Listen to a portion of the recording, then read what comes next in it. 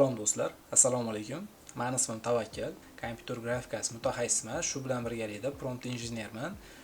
Aynan rasmlar va vizual generatsiyasi bo'yicha o'sha tarixidan beri buni arxitekturasini, ichkaridan tuzilmalarini chuqur o'rganib, qanaqa bo'lib rasmlar generatsiya bo'lyapti, qanday bo'lib paydo bo'lyapti, bir dona o'sha rasm generatsiyasi qanday paydo bo'lishligini ichkaridan sistemalari bilan o'rganib kelganman. Bu aynan sun'iy intellektlar bo'yicha web stranitsada, ya'ni serverlarda ishlaydigan sun'iy intellektlar bilan portativ versiyadagi sun'iy intellektlarning farqini tushuntiradigan va portativ versiyalarda rasmlar generatsiya qilishni o'rgatadigan darslikning ikkinchi qismi.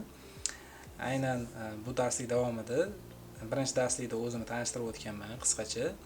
Nima sababdan rasmlar generatsiyasini portativ versiyalarini ishlatishlik ham web stranitsadagi serverlar orqali ishlaydigan aynan shu Sora, Midjourney kabi sun'iy intellektlardan ko'ra afzalroqligini, bo'lib chuqurroq ildizini mantig'ini tushuntirishligiga harakat qilganman. Chunki bu yerda ham o'qishligilar mumkin, bemalol как prezentatsiyaga o'xshab yozib chiqqanman hamma narsasini, nima uchunligini, sabablari va kriteriyalarini.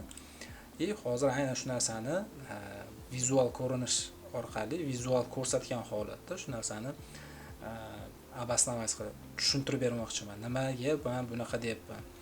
Aynan web stranitsada kirishlik orqali bunaqangi user interface'larda, aynan web stranitsadagi Sora, Midjourney, yana bunga o'xshagan misol tariqasida Kling, bu video generatsiyalari bo'yicha shunaqangi video generatsiyalar bo'yicha bular hammasi ildizi bitta. Bularda ildizi bitta bo'lganligi sababli bu bor, yana bundan tashqari bunaqangi serverlar ashuncha. Men 2022-yildan beri bu sun'iy intellektlarni instrumentlardan foydalanib kelaman. Bu bunaqangi tool deb ataladi. Искусственный intellekt tullari juda ham ko'p. Misol tariqasi hozir yana oxirgi yangi chiqqanlardan yana ko'rsatishlik mumkin. Albatta mana Higgsfield bor. Aynan bu kamera движениялariga aynan o'sha qanaqadir effektlar bo'yicha qanaqadir o'sha o'zini bir featurelari bor. Aynan shu yo'nalishga shunaqangi узкий направление bo'yicha modellarini, o'z o'sha sun'iy intellekt modellarini, video modellari, kamera model o'sha sun'iy intellekt ichidagi движенияларni mashq qildirishgan. Ko'proq shunga направление qilishgan. Shuning uchun boshqa serverlarga qaraganda bularda kuchi yo'nalishi kuchliroq. Va batda yana rasmlar generatsiyasi bo'yicha yana Rave degan sun'iy intellekt bor. Batda misol tariqasida Explore ga o'tadigan bo'lsak, batda o'sha odamlar qilayotgan generatsiyalarni bemalol ko'rishligingiz mumkin. Buni ham o'ziga yarasha kuchli anaqalar bor, realistik rasmlar generatsiya qiladi. Bu men o'zim saytimda turibmiz hozir, o'zim akkauntimda. Batda o'sha shunaqangi generatsiyalar qilganman.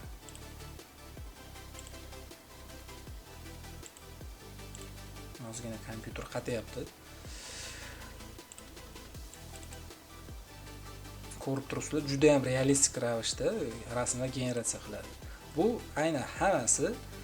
Bundan tashqari yana boshqa mana bu har xil video bor, yana bunaqangi platformalar juda ham ko'p. Samiki demo ko'rib turibsizlar. Bilmayman nechta batda искусственный intellektlarni tullarini ishlatib ko'rganman. Hammasi men sizlarga hozir umumiy ma'noda bitta narsani tushuntirmoqchiman. Mana bu yerda ham umumiy ishlatganlarim bor. Ularda o'zining искусственный intellektlari bor. Aynan o'sha saytlarimiz. Asosiy ishlatadiganlarim alohida papka qilib joylab qo'yganman. Batda FreePik degan ham bor. FreePik ham o'zining modellarini aynan o'sha ochiq kod, open source kodlar orqali o'zini alohida искусственный intellektlar rasmlarini, chunki batda ko'p shablonlar bor, ko'p rasmlar o'zini ob'yomlari bilan shug'ullantirgan. Tikib qo'yganim nima yana chiqib ketdi.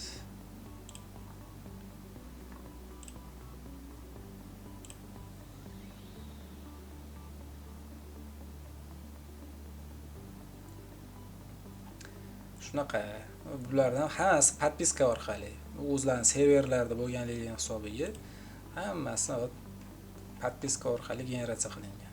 O'zim bu narsalar intervyular bo'yicha qilgandim, hozir topga chiqdi-ku, bu bilmayman, ancha bo'ldi bu narsani qilganligimga. Chislosini ko'rsatadim. Chislosini ko'rsatmas ekan. Shunaqangi ko'p generatsiyalar qilib ko'rganman. Bu ancha bo'ldi bu искусственный intellekt ishlatganimga. Undan tashqari Google AI Studioniki hozir buni VO3 versiyasini chiqarishdi. U bizga hali dostуп O'zbekistonga berilgan yo'q. Juda ham kuchli modellarni taqdim qildi. Bu sohaning ichidagi insonlar, mutaxassislar juda yaxshi biladi. Juda realistik rasmlar va videolar generatsiya qilyapti. Juda katta parametrlar bilan shug'ullantirishgan. Hozir qanaqangidir bir terminlar bilan gapiryapman, tushunmayotgan bo'lishligingiz mumkin. Chunki bu terminlarni hozir ozgina vaqtdan keyin tushunib olasizlar, va umumiy ma'noda tushuntirib ketyapman. Shunaqangi ko'rib turganlaringdek искусственный intellektlar bor, Midjourney, Sora, shunaqangi katta ko'p serverlar. Buni har bittasini boshqa sun'iy intellektlar deb o'ylayotgan bo'lishligingiz mumkin. Bu sohaga yuzaki ko'rayotganlar va shu saytlarga kirib shunaqangi tekst orqali text to image tekst generatsiyalar qilib, Midjourney orqali rasmlar generatsiya qilib, to'liq shu narsa bilan o'rgangan mutaxassislar biz o'zbek segmentida umumiy bir prompt engineering, aynan rasmlar generatsiyasi bo'yicha umumiy to'liq bir kurs qilinib, bu haqida ma'lumot berilmaganligi uchun ko'p o'zbek segmentining o'zidagi mutaxassislarimizda ozgina yanglish fikrlar paydo bo'lib qolgan. Что men har xil sun'iy kompyuter grafikasi bo'yicha har xil gruppalarda mavjudman, borman. Yerdagi munozaralar, qanaqa gap ketyapti, nima mavzu bo'lyapti, ijtimoiy tarmoqlarda, Instagramda qanaqangi mavzularda gapirishyapti. Bu narsalarni kuzatishligim davomida shularga uchradimki, o'zimiz ham gruppalarimizda shunaqa munozaralar bo'lyapti. Shu kompyuter grafikasini sun'iy intellekt tullari, sun'iy искусственный intellektlar egallaydi, animatorlar kerak bo'lmay qoladi, boshqa bo'ladi degan takoy miflar paydo bo'lyapti-da bizda. Shu o'zi aynan o'sha narsalar bilan bitta akamiz bilan, akam taniyman, kompyuter grafikasi bo'yicha mutaxassis, ozgina Instagramda bahslashib qoldik. Baqa bo'lmaydi, kompyuter grafikasini sun'iy intellekt egallab olmaydi, uni arxitekturasini o'rgansangiz, unaqa fikrlardan chiqib ketasiz. Bizda ko'p odam shunaqangi sun'iy intellekt veb-saytlardan kirib, serverlar orqali generatsiya qilganligi uchun uni arxitekturasini tushunishmayapti. Bu kompyuter grafikasi alohida yo'nalish, alohida o'zini 3D olamda ichida, 3D kompyuter grafikasi mutaxassislar juda yaxshi biladi. Gapimni tasdiqlashlari mumkin. Kompyuter grafikasi 3D olam bor, uning ichida hamma kontrollerlar bor, teksturasidan tortib to animatsiyasidagi har bitta движениясigacha o'zingiz bemalol kontrol qila olasiz. Bu katta pipeline, bu pipeline-da to'laqonli искусственный intellekt taytugi bilan o'pirib yuborishligi juda bir nereal narsa-da. Shu maqsadda shunaqa deb fikr bildirsam, men bilan ozgina bahslashdi. Men ozgina xafa qilib qo'ydim shekilli ekani. Shu ma'noda bu darslikka ham o'sha shunaqangi munozaralar, shu darslik chiqarishligimga ham sababchi bo'ldi. Chunki bizda boshqa gruppalarda ham, Telegram gruppalarida ham, ba'zi bir gruppalarda har xil generativ shunaqangi misol tariqasida ko'rsatib, aynan shunaqangi generativ videolarni tashashib, shunaqangi animatsiyalar ko'rsak, nima desam bo'ladi? Animatsiyaga ko'nglimiz sovib ketyapti, animatsiyani o'rganmaslik ham sun'iy intellekt bizni ishlarimizni egallab qo'yyapti-ku degan qanaqangidir gaplar, tushunchalarni gapirishyapti. Shu maqsadda shu narsalarga nuqta qo'yishlik maqsadida aynan sun'iy intellektdagi generativ rasmlar, generativ videolarda asosi arxitekturasini umumiy bir shu darslik davomida tushuntirib, qanaqangi biz tushuntirib berishga harakat qilaman. Iloji boricha harakat qilaman. Chunki shunaqangi yuzaki kirib ko'p mutaxassislar o'zini shu ChatGPTga o'xshagan Soraga o'xshagan saytlarga kirib generatsiyalar qilishlik orqali yuzaki tushunchaga ega bo'ladi. Uni arxitekturasini tushuna olmaydi, hech kim tushuntirib bermaydi-da. Aynan bu open source nima deydi, bunaqangi veb-saytlar ko'pi faqatgina o'sha ko'p holatda biznes qilishligi uchun ko'proq biznesga qaratilganda fokuslari shu oddiy user interfayslarni yaratishgan, o'ta sodda user interfayslar ko'rib turganlardek Sora kabi kirsanglar, bu ortiqcha bilim, ko'nikmalar shart emas albatta. Kirasizlar, tekst yozasizlar, men bir narsa deysizlar, yozib o'tirmaylik. Mana shu rasm qanaqa prompt bilan paydo bo'lganligini pastda mana yozilib turadi. Bossanglar aynan xuddi shunaqangi rasm generatsiya qilib, buni bossanglar ketadi, generatsiya bo'ladi. Bunga bir qanaqangidir bir engineering bilim shart emas-da. Kirib shunaqangi generatsiya qilib video roliklar yasayotgan odam qanaqangidir prompt injener mutaxassis bo'lib qola olmaydi.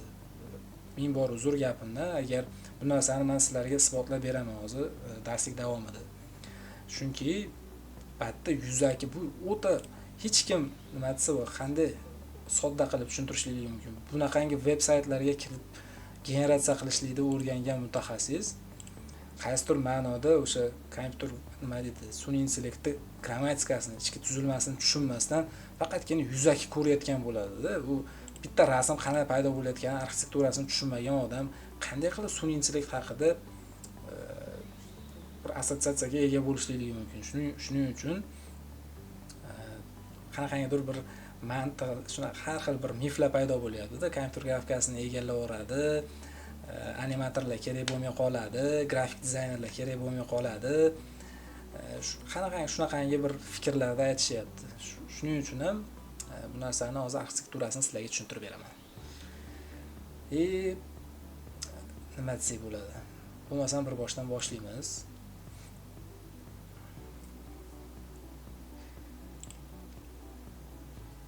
Ana Telegram pastda birinchi darslikda ham hozir bu ikkinchi darslik silka qo'yib ketganman. Telegram kanalim bor. Qanaqangi savollaringiz bo'lsa, boshqa qanaqangidir bir kanaldagi ma'lumotlar, silkalar, hamma narsa shu kanalga tashlanadi. Mana Telegram kanalimga bemalol o'tib podpiska tashlab qo'ysanglar, bemalol kirib ichidagi narsalarda men qilgan testlarim ham tarix shuncha paytdan beri ichkarida har xil yo'nalishlar bo'yicha temalar qilib qo'yganman.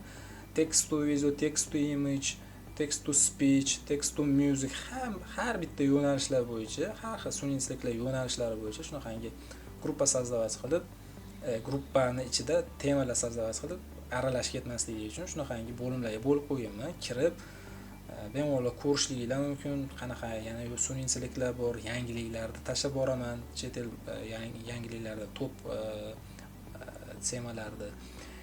Batda hozir sizlarga tushuntirib bermoqchi bo'lgan narsam AI Explained. AI da o'sha struktura, arxitekturasini, tushunchalari qanday bo'lib kelib chiqqanligi va bir dona o'sha rasm generatsiyasi, bir dona o'sha sizlar tekst yozib hosil qilayotgan bitta rasm qanday, nimani hisobiga kompyuter qanday chizib berayotganligini sizlarga tushuntirib beraman. Buni aynan o'sha kompyuterga sun'iy intellekt arxitekturasi deyiladi. O'sha buni paydo bo'lishlik tarixi bor. Bu qanday bo'lib sun'iy intellekt kompyuter to'g'ri qilib aytaylik, sun'iy kompyuter qanday qilib rasm chizib beryapti. Bu jarayonga, bu sistemaga qanday yetib keldik? Bu nima deydi? Yuksak texnologiyaga qanday yetib kelganligimiz sizlarga ham qiziq bo'lsa kerak. Batga kirsanglar, aynan shu kanalimda AI Explained to alohida tema ochganman. Batda bu mavzu asosan mana batda umumiy temani va tashlanadigan mavzularni umumiy batdagi asosiy zagal mavzusi. Bu mavzu bo'limida arxitekturasi tarixi kelib chiqishi bo'yicha top jahon ma'lumotlar yuklanadi. Agar AI sun'iy intellekt texnologiyasini to'liq tushunmoqchi bo'lsangiz, ushbu mavzularni bilishingiz kerak. Shundagina umumiy sun'iy intellekt bo'yicha ekspert bo'lishligingiz mumkin. Bu bilimlarsiz siz oddiy foydalanuvchisiz, bundan ortiq emas. Ming bor uzr. bu haqiqat, faktchi. Xohlasanglar ijtimoiy tarmoqlarga kirib yo sun'iy intellektga yozib, meni gapirayotgan mavzularda yoki boshqa narsa faktchi qilib bir tekshirib ko'ringlar. Men sizlarga mana bu faktlar bilan ko'rsatib beraman. Albatta, umumiy birinchi bo'lib o'sha Social Dilemma degan dokumentalniy filmni qo'yib qo'ydim, chunki bu o'sha ijtimoiy tarmoqlarga ham sun'iy intellektlarni bog'liqligi bor. Chunki birinchi faza deyiladi. Birinchi faza искусственный intellektlari ko'p holatda o'sha sun'iy intellekt algoritmlariga ham qo'yilgan. Aynan shu mavzu sizlarga ham qiziq bo'lsa, kirib ko'rishingiz mumkin. Uni xavfi, uni sun'iy intellektlardagi o'sha ijtimoiy tarmoqlarga bo'lgan qanaqa svязкалari, qanaqangi bir umuman ijtimoiy tarmoqlar qanaqangi xavfi bor, qanaqa foydalari bor, qanaqa qilib ishlatilinishi kerakligi bo'yicha aynan o'sha Google, Twitter, Facebooklarda ishlagan mutaxassislarni o'zlari dokumentalniy filmda gapirishgan. Shu mavzular bor.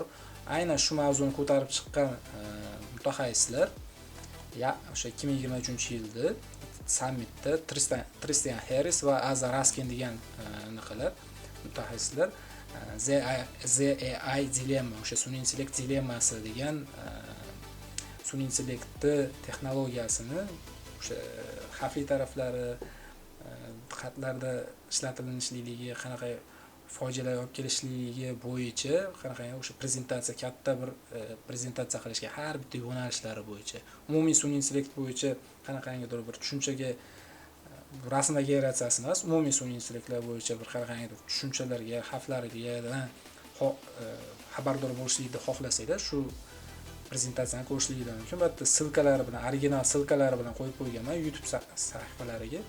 Xohlasanglar battan kirib ko'rishligingiz mumkin. Xohlasanglar aynan o'sha silkasi orqali kirib turib, original joyidan ko'rishligingiz ham mumkin. Albatta, rus tiliga tarjima qilingan holatda kanalimga tashlab qo'yganman. Aynan albatta Yandex mashina переводчигidan foydalanganman. Mashinani o'sha перевод qiladi, ovozlashtirilgan. Ko'rsatib beraman. Я лично почувствовал, что это как будто 1944 год, и тебе звонит Роберт. Avtomatik shunaqangi tarjima qilib qo'yilgan. Buni ham ko'rsanglar, umumiy o'sha CI sun'iy intellekt bo'yicha qanaqangidir miyalarning portret shakllanadi. Albatta biz aynan o'zimiz mavzuyimizga qaytamiz. Sun'iy intellekt, generativ rasmlar va o'zi umuman asosiy rasmdan iborat generativ rasmlarda kelib chiqishlik tarixi bor. Aynan shu narsani AI Art Explained degan mavzu. Shuni bosib kirsanglar, bu yerda original silkasiga qo'yib qo'yganman. Albatta ham kirsanglar, rus tilida tarjima qilingani kanalimda ham bor. Yana bir bor aytib o'tyapman. Bu silka orqali bossanglar kanal YouTube sahifalariga o'tib, YouTubedan original silkasi orqali ko'rishingiz mumkin. Men Yandex brauzer ishlataman. Yandex browserda sizlarga ham tavsiya qilaman, chunki Yandex browserda instrumentlari juda ham brauzer zo'r tashkil qilingan. Buni bitta zo'rlar bilmaydiganlar uchun aytib o'tyapman. Ko'pchilik bilsa kerak o'zi. Ingliz tilidagi, faqat ingliz tilidagi emas, italyanskiy, angliyskiy, ispanskiy, fransuzskiy, kitayskiy, yaponskiy, koreyskiy, nemetskiy tillardagi video roliklarni rus tiliga tarjima qilgan holatda, rus tili va qozoq tili ham qo'shilibdi, ko'rganingiz bor. Rus tili va qozoq tiliga to'g'ridan to'g'ri real time holatda qiz bola gapirsa qiz bola, o'g'il bola gapirsa o'g'il bola, hozirgi yangi modellari bor. Aynan o'sha o'zini ovozida bo'lay o'sha rus tiliga tarjima qilgan holatda ingliz tilidagi podkastlar bo'ladimi, shunaqangi prezentatsiyalar bo'ladimi, bemalol shu brauzer orqali tarjima qilgan holatda mana bossanglar avtomatik o'zi aslida bosmay turgan. 7 years ago, back in 2015, one major development in AI. Ko'rib turibsizlar, ingliz tilidagi darslik va bu knopkani bosadigan bo'lsak, 7 лет назад, в 2015 году, в исследованиях e'tibor berishligingiz mumkin. O'zini ovozida, o'zini intonatsiyalarida rus tilida tarjima qilib beryapti. Aynan o'sha gapirishligi, voqelik real time vaqtda o'zida. Aynan shu bu batdan o'zi kirib qo'ygan edim. Aynan shu joyga kirsanglar, shu Telegram kanalimda AI Explain temasini ichida shu darslik bor va yana 3 ta darslik tashlab qo'yganman, 3 ta prezentatsiya. Aynan shu prezentatsiyalarda boshdan oxirigacha agar ingliz tili yoki rus tilini biladigan bo'lsanglar, bemalol kirib boshdan oxirigacha kirib ko'rsanglar, umumiy o'sha rasm artlarda, generativ rasmlarda qanday paydo bo'lishligini tarixidan tortib, qanaqa paydo bo'lishligi, qanaqa klasterlar, qanaqangi shumlar, diffuzion shumlar orqali paydo bo'lishligini, umumiy strukturaviy ichidagi arxitekturasini tushuntirishgan. Aynan shu arxitekturani tushunib olsanglar, men sizlarga ishonib aytamanki, sizlar kompyuter grafikasiga bu juda katta muammo ko'rsatmasligini va kompyuter grafikasi alohida yo'nalishi bu искусственный интеллект, generativ искусственный интеллект video generatsiyalari bu boshqa strukturaliligini, boshqacha logika, boshqacha mantiq asosida ishlashligini tushunib yetasizlar. Shuning uchun ham bu o'zi darslikda qilyapman. O'zimga ham qiziq bo'ldi bu darslikda qilishlik. Sizlarga ham foydasi, manfaati tegadigan umiddaman. Hozir aynan shu prezentatsiyalarda o'zimni tilimda real time holatda bularda nimaga men bunaqangi silkalari bilan sizlarga hozir real time ko'rsatyapman, chunki bu sizlarga real time ko'rsatayotganligim jarayonida sizlar qayerdan bu ma'lumotni olayotganligimni bemalol ko'rishliginglar mumkin. Bu prezentatsiyalarda qanaqangidir bir chala bular mutaxassislar aytmagan, bu 3 yil oldingi prezentatsiya 2,5 million prosmotr bo'lgan. Aynan bu prezentatsiyada o'sha haqiqiy o'sha rasmlarning generatsiyasini sozdavaz qilgan shu shunaqangi mutaxassislar, IT injenerlarning o'zlaridan o'sha intervyular olingan, o'zlarining prezentatsiyalari bo'yicha shunaqangi bir strukturaviy bitta shunaqangi prezentatsiya qilingan. Asosli demoqchiman-da. Bitta umumiy mana prompt injenerlar bor, chuqur mutaxassislar, chuqur IT injener, prompt injener mutaxassislar umumiy ichidagi o'sha strukturalari bilan to'g'ridan to'g'ri to'liq tushuntirib berishgan bu narsalarni. Ular hozir aynan shu mavzularda real time holatda sizlarga ko'rsatgan holda sizlarga tarjima qilib, umumiy mazmun mohiyatini qulay, sifatli tarzda o'sha til bilmaydiganlar uchun o'zbek tilida tushuntirib, ingliz tili, rus tilini bilmaydiganlar uchun qulay tarzda, qulay yuzaki tarzda umumiy tushunchasini berishlikka harakat qilaman. Iloji boricha tushuntiralsam. 7 лет назад, в 2015 году, в исследованиях искусственного интеллекта произошло важное событие. Появилась функция автоматического описания изображений. Алгоритмы машинного обучения уже могли распознавать объекты на изображениях, а теперь они научились описывать их на естественном языке. Это заинтересовало одну группу исследователей. Что, если перевернуть этот процесс? Мы могли бы преобразовать текст в изображение. Почему бы не попробовать преобразовать изображение в текст и посмотреть, что получится? Это была более сложная задача. Они не хотели искать существующие изображения, как это делает Google. Они хотели создавать совершенно новые сцены, которых не было в реальном мире. Поэтому они попросили свою компьютерную модель создать то, чего она никогда раньше не видела. Например, все школьные автобусы, которые вы видели, были желтыми. Но если вы напишите красный школьный автобус или зеленый школьный автобус, попытается ли он создать что-то зеленое? И он это сделал. Это было крошечное изображение, 32 на 32 пикселя, и все, что вы могли увидеть, это что-то похожее на пятно. Они попробовали другие подсказки, например, стадо слонов, летящих в голубом небе, винтажную фотографию кошки, сиденье унитаза, открытое на лугу, и тарелку с бананами на столе. Может, это не то, что можно повесить на стену, но статья 2016 года, написанная этими исследователями, показала потенциал того, что может стать возможным в будущем. И будущее наступило. Трудно переоценить, насколько далеко продвинулась технология всего за 1 год. Вот типа технологии.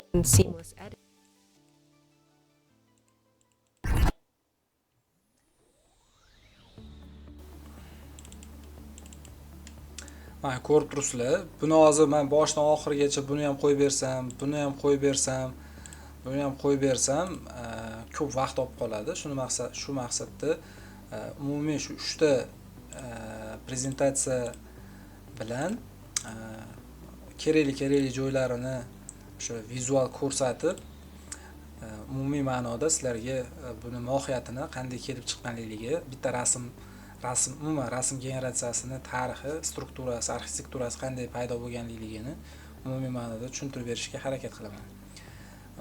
Bitta oldin bu mana o'zi qo'yib berdim, ozgina bir tushunarli joyini ko'rib turishliginglar mumkin. Til biladiganlar o'zi tushungan bo'lishligi mumkin.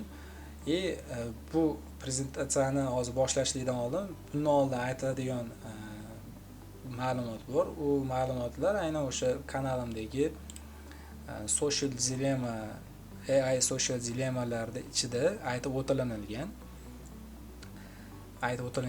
U nima desanglar, qanday desam bo'ladi? Kompyuterniy zreniya degan narsa bor. Kompyuterniy zreniya u nima deyishliginglar mumkin? Kompyuter obyektlarni odamda odam, mishiqda mishiq deydigan kakaliga obyektda rasm ko'rsatsangiz, hozir sun'iy intellektlar ko'rib kompyuterniy zreniya deyishyapti. Aynan o'sha narsani ko'rib turib nimani kompyuter o'sha ko'rayotganligini tushunishlik. Qaysi ma'noda? Aynan shunaqangi kompyuterniy zreniyani, kompyuter ko'rishini, kompyuter obyektlarni tanishligini, obyektlarni, odamlarni, hayvonlarni, umuman bir atrof muhitni tanishlikligi, rasmlardagi tanishligini IT mutaxassislar o'sha tarixdan, o'sha umuman texnologiyalar rivojlanishni boshlagan paytdan beri bu narsalarni kompyuter zreniyani azaldan anchadan beri trenirovka qildirib kelishgan. Shu bilan birgalikda eng qiziq tarafi bor. Aynan shu kompyuterni zreniyani trenirovka qildirishlikligi aynan o'zimiz ham, aynan siz ham, ayniqsa har birlaring, umuman sizlardan tashqari ham butun bir dunyodagi odamlar Google'dan Gmail pochta sozdavать qilgan va bironta saytga ro'yxatdan o'tayotganligingizda ro'yxatdan o'tayotganlik paytingizda o'zingiz bilmagan holatda kompyuterniy zreniyani trenirovka qildirib qo'ygansizlar, mashq qildirib qo'ygansizlar. Hozir qanday degani hozir ko'rsatib tushuntirib beraman. Eng qiziq tarafi meni ham hayratga qoldirgani shu bo'lgan. Hammaga ma'lum bo'lsa kerak, CAPTCHA degan narsa Google'dan Gmail, email, pochta ochayotgan paytinglarda shunaqangi yo bironta saytdan ro'yxatdan o'tayotgan paytinglar shunaqangi Google CAPTCHA so'raydi. Siz robotmisiz yo robot emasmisiz, botmisiz yo bot emasmisiz, shu narsani aniqlashlik uchun shunaqangi CAPTCHA bor. Bu CAPTCHAda mototsikl, mana shunaqa CAPTCHAda mototsikl qayerda joylashgan deydi. Siz bosasiz, mototsikl deysiz, siz sen odam ekansan deb o'tkazadi. Bu aslida Google kompaniyalari, umuman shu kompaniyalarda sun'iy intellekt, IT injenerlarni ulovkalari bo'lgan ekan, adashmasam. Shu kompyuterniy zreniyani biz o'zimiz bilmagan holatda shunaqangi Gmail, email pochtalar ro'yxatdan o'tayotgan paytimizda shug'ullantirib qo'yganmiz. Shunaqangi bu mashina xatti, avtobus xatti, avtobusni belgilaysiz, buni bosasiz. Siz bitta grant xatti desa, grantni belgilaysiz, bosasiz, robot emas ekansan. Shunaqangi jarayon bilan butun bir dunyodagi odamlar, Gmail pochtadan ro'yxatdan o'tgan odamlar o'zlari bilmagan holatda shunaqangi CAPTCHA orqali kompyuterniy zreniyani mashq qildirib qo'yganmiz. Bundan tashqari ham o'sha IT injener mutaxassislar o'zlari ham mashq qildirishgan. Shunaqangi rasmlarni milliardlab tasavvur qilyapsizlar. O'zi dunyoda necha milliard odam bo'lsa, u bitta odam ro'yxatdan, har bitta odam ro'yxatdan o'tgan bo'lsa ham, Google CAPTCHAdan shunaqangi mashq qildirgan bo'lsa ham bilasizlar, endi qancha ma'lumot parametrlar bilan kompyuterda shug'ullantirgan bo'lamiz. Shunaqangi jarayon bilan biz o'zimiz bilmagan holatda CAPTCHA sun'iy intellekt kompyuterni ko'rish, kompyuterda ko'zini rivojlantirganmiz, kompyuterni zreniyani shug'ullantirganmiz. Bu yoqda aynan shu narsani aytib o'tyapti boshida kirayotgan paytda. Aynan shuning uchun ham bu Google CAPTCHAni sizlarga misol tariqasida ko'rsatishlikga lozim topdim. Batda mana aytyapti. Men uchta prezentatsiyadan umumiy xulosasini, mazmunini sizlarga aytib beraman. Sun'iy intellekt qanaqa jarayondan kechgan, rasm generatsiyasi paydo bo'lishligiga. bitta mana hozir qo'yib beraman. 7 лет назад, в 2015 году, в исследованиях искусственного интеллекта произошло важное событие. Появилась функция автоматического описания изображений. Алгоритмы машинного обучения уже могли распознавать объект. Mana ko'rib turganinglardek, aynan o'sha mavzuni aytyapti. 2015-yilga kelib kompyuterniy zreniya shunaqa pik jarayoniga yetib keldi. Kompyuter bemalol rasmlardagi obyektlarni nimaliligini raspoznavать qila oladigan darajaga yetib keldi. Shu jarayon o'zi o'sha 2015-yilga to'g'ri kelgan. Aynan shu narsani hozir bu yerda aytib o'tdi. А теперь они научились описывать их на естественном языке. Это заинтересовало одну группу исследователей. Что, если перевернуть этот процесс? Мы могли бы преобразовать текст в изображение. Почему бы не попробовать преобразовать изображение в текст и посмотреть, что получится? Это была более сложная задача. Они не хотели искать существующие изображения, как это делает Google. Они хотели создавать совершенно новые сцены, которых не было в реальном мире. Поэтому они попросили свою компьютерную модель создать то, чего она никогда раньше не видела. Например, все школьные автобусы, которые вы видели, были желтыми. Но если вы напишете красный школьный автобус или зеленый школьный автобус, попытается ли он создать что-то зеленое? И он это сделал. Это было крошечное изображение, 32 на 32 пикселя, и все, что вы могли увидеть, это что-то похожее. Ko'rib turganinglarda tarjima qilib beraman hozir. Machine learning algorithm На естественном языке. made Это заинтересовало одну группу исследователей. Что, если перевернуть этот процесс? Kompyuterniy zreniya paydo bo'lgandan keyin rasmni ko'rib, kompyuter rasmni ko'rganidan keyin shuncha parametr xotirasida bor, shu rasmlarni ko'rib taniyapti, rasmni ko'rib text image to text bo'lyapti. Rasmni ko'rishingiz mumkin. Rasmni ko'rib uni описать qilib berilyapti. Nima borligini kompyuterniy zreniya shu paydo bo'ldi va shunaqangi jarayonga yetib keldi 2015-yilda. Shu kompyuterniy zreniya orqali shunaqangi jarayon qila olyapti. Va bu yerda shu narsa aytilyaptiki, IT injener jamoalari aynan shu narsani ko'rib, nimaga bu narsani teskari qilib ko'rsak bo'lmaydimi degan bir eksperiment o'tkazishgan. Это заинтересовало одну группу исследователей. Что, если перевернуть этот процесс?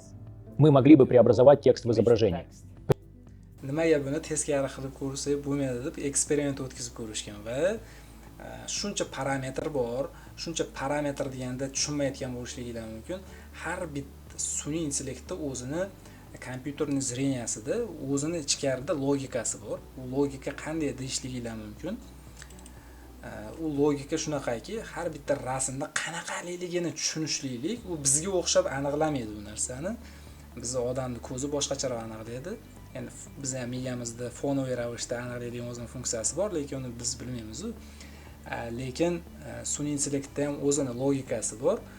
Mashina глубокое обученияda shunaqa narsa borki, rasmlarni shunaqangi shum orqali har bitta o'sha mana pikselizatsiyasini ichida har bitta o'sha mishiqning pikselizatsiyasi boshqacharoq o'sha nechidir million rasmlar parametrlari bilan raspoznavать qilishni o'rgangan sun'iy intellekt shunaqangi ko'p modellarni, ko'p rasmlarni shunaqangi shum orqali raspoznavать qiladi.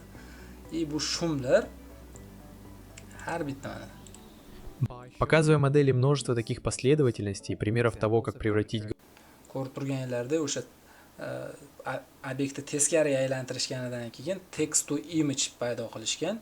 Text to image da kompyuterniy глубокое обученияsida har bitta shumda o'sha boshlang'ich shum bor, aynan mana shu to'tiga moslangan. Aynan shu shum orqali har xil shu shumlarda o'zini kodlari bor. Shu kodlar orqali SIT deyiladi u. Ularda hozir portativniy versiyada rasm generatsiya qilayotgan jarayonimizni ko'rsatib o'taman. Uni ham hozir umumiy tushuntirib olsam.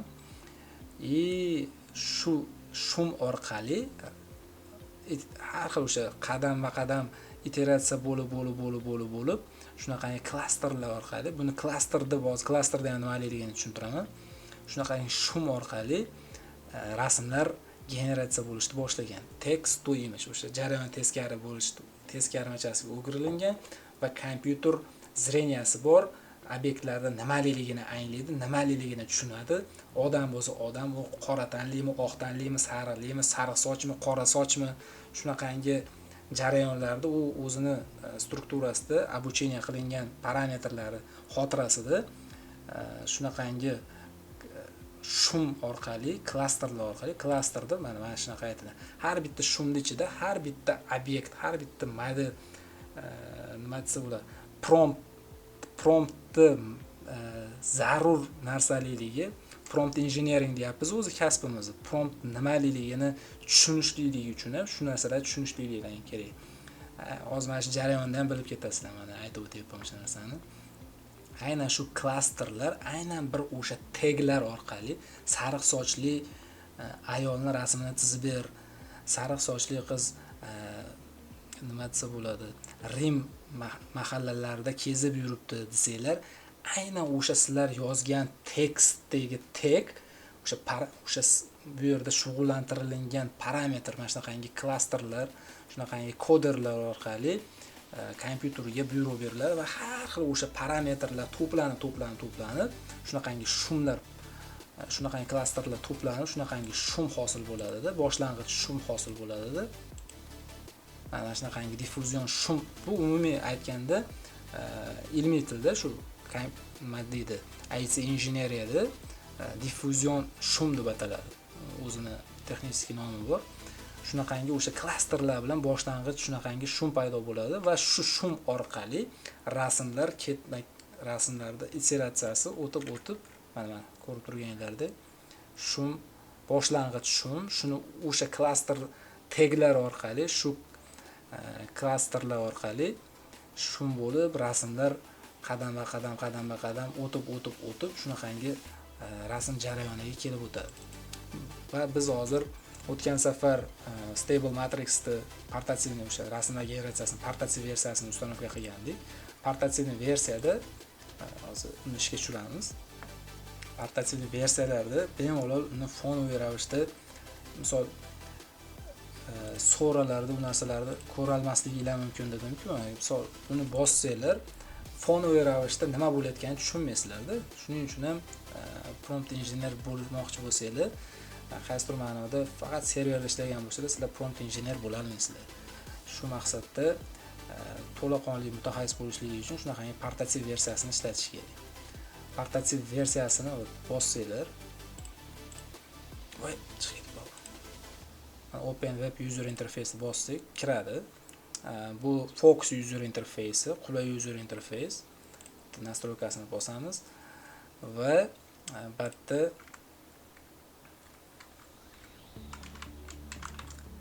man, erkak deyapmiz. Albatta qanaqangidir bir detalli narsasini kiritib o'tmaymiz-da, hozircha generate tugmasini bosamiz.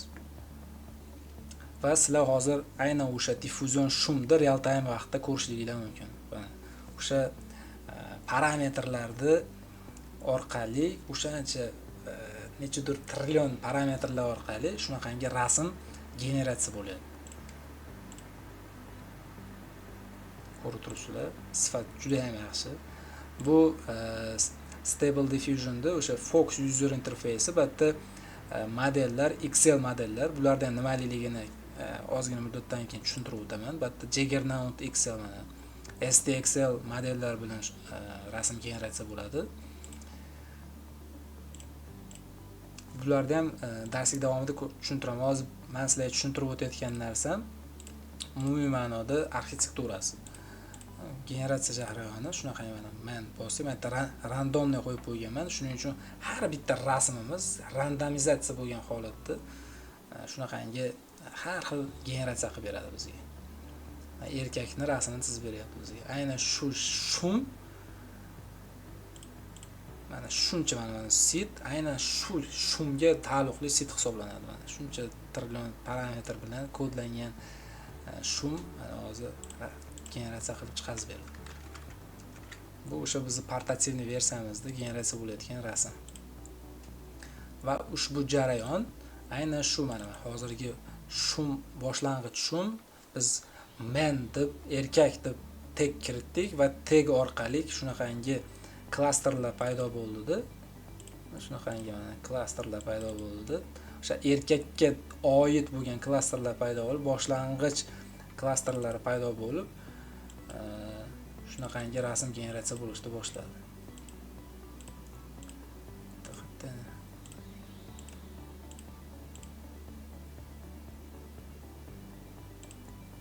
Ko'rib turgan bo'lsanglar, agar biz qizil mashina deb hozir prompt kiritadigan bo'lsak, boshlang'ich klaster diffuzion shumlari aynan shu mashinaga oid klasterlar paydo bo'ladi boshlang'ich va iteratsiyalardan o'tib shunaqangi mashina holatiga keladi. Yo baliq deydigan bo'lsak, shunaqangi baliq hosil bo'ladi. Mishiq shunaqangi damashni mishiq rasmini chizib ber deydigan bo'lsak, shunaqangi o'sha tag biz kiritayotgan tagimiz muhim rol o'ynaydi, promptimiz. O'sha prompt deyiladi, biz text deyapmiz o'zbek tilida. Kerakli prompt aynan shu jarayonga uchun kerak biz uchun. Aynan shu jarayon, aynan o'sha narsani tagda chiqazib berishlik uchun biz detalli har bitta narsasini yosh bolaga tushuntirgandek tushuntirib berishligimiz. Qanaqa misol tariqasida ayol qoshlari qora, sochi sariq, yuzini chap yuzida xoli bor, shunaqa deb har xil o'sha promptlarni yozib tekstlarni kiritamiz. Aynan shu tekstlar shunaqangi shum hosil qiladi. Aynan o'sha rasmlar, o'shanaqangi rasm bilan shug'ullantirilgan rasmlarni kompyuter o'sha boshlang'ich urovenda shunaqangi parametrlar bilan raspoznavать qilgan-ku tekstlarni. Odam, qora tanli odam deb raspoznavать qilgan. Aynan shu tekst endi bu narsa teskari bo'lib jarayonga o'tganidan keyin bu o'sha shumlarda klasterlarni hosil qilgan. O'shanga oid klasterlar paydo bo'lib, tushuntiryapman degan umiddaman. O'zim tilimda. Shunaqangi shum orqali rasmlar generatsiya bo'ladi. Umumiy xulosasi shunaqa. Aynan shu uchala prezentatsiyani to'laqonli ko'rib, chekirib o'rganib chiqsanglar, bo'lay chuqurroq tushunasizlar. Hozir bo'lay yuzaki, bo'lay o'zbek zabon tilida, qulay chapani tilida tushuntirishga harakat qildim. Aynan shu klasterlar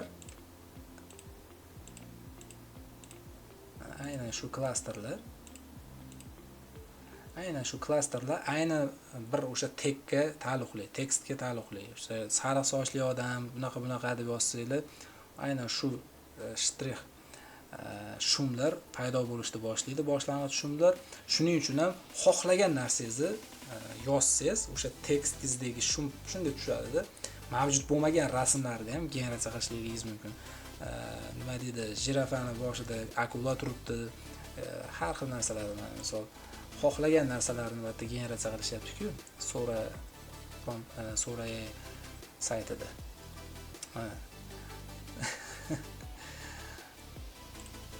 Ana misol tariqasida shunaqangi generatsiyalar. Xohlagan narsangizni aynan любой mana shu Midjourneymi, So'rami, boshqasimi, hamma serverlarda ishlash prinsipi, logikasi, mantig'i shuni ustiga qurilgan. Shunaqangi mashina обучениядagi shunaqangi klasterlar, sizlar yozgan tekstlar, sizlar yozgan taglar, promptlar aynan shunaqangi shum klasterlar hosil qiladi va shu klasterlar orqali rasmlar boshlang'ich shumlar orqali o'tib shunaqangi o'tib siz xohlagan rasmni generatsiya qilib beradi. Va hozir men sizlarga tushuntirgan mashina обучение va sun'iy intellekt rasmlar generatsiyasini asosi shu. Va tasavvur qilyapsizlarmi, bunaqangi generatsiya jarayoni juda ham katta resurs, juda ham katta parametrlar bilan shug'ullantirilib, ancha nima deydi, jarayonlardan o'tib qancha bir bilmayman katta resurslar yo'mki jo'naqalardan o'tib etaplardan o'tib keldi-da va qaysidir bir o'sha 2022-yil, 2023-yillarda boshlarida o'zi bu sistemani kuchliligini katta gigant kompaniyalar bildida.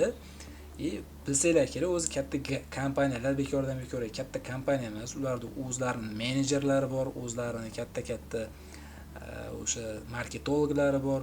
Ular nimadan qanday qilib pul topishlikni juda ham yaxshi bilishadi.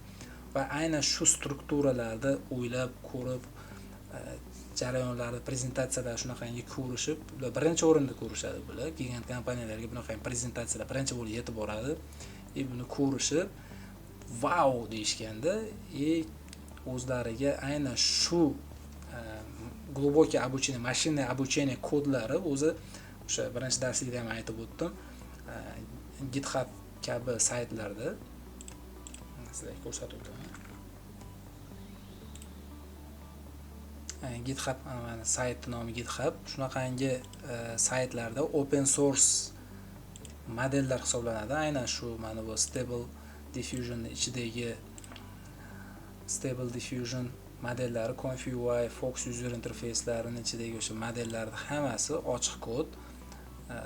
Aynan shu mashq qildiriladigan mashina обучениyalar ochiq kod bo'lib, o'sha mashina обучение GitHub kabi o'zlarining serverlariga boshqalarga ochiq open source modellar hisoblanadi va aynan shu modellarda kuchliligini bilishib, katta gigant kompaniyalar bularda ustida qaysidir ma'noda katta ham biznes ham qilishyapti, ham qulaylik ham yaratishyapti. Katta serverlarga qo'yishib, o'sha birinchi bo'lib bu bunaqangi sistemani o'sha Midjourney egallagan, birinchi hamma taniydi, birinchi Discordda ishlagan, undan keyin boshqa serverlar ham o'zlari modellarini bularda bunaqangi kuchli sistemaliligini bilishib, aynan mana bu birinchi ko'rsatgan prezentatsiyani ko'rsanglar, batda o'sha prezentatsiyada aytib o'tishgan, aynan o'sha birinchi o'sha rasmlarda generatsiya qilishlikni, rasmlarda o'sha tekst orqali rasm paydo qilishlikni boshlagan mutaxassis,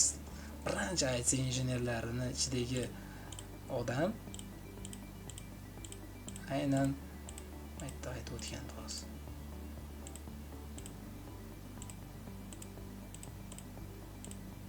O'sha qisqasi shu modelni shug'ullantirishlikda asosidagi bir shaxslar aynan o'sha Midjourney ichida ham ishlashadi hozirgi paytda. Shuni ma'lumotda ham aytib o'tishgan. Bemalol kirib ko'rsanglar boshdan oxirigacha o'sha yerda aytib o'tgan shu mavzuda ham.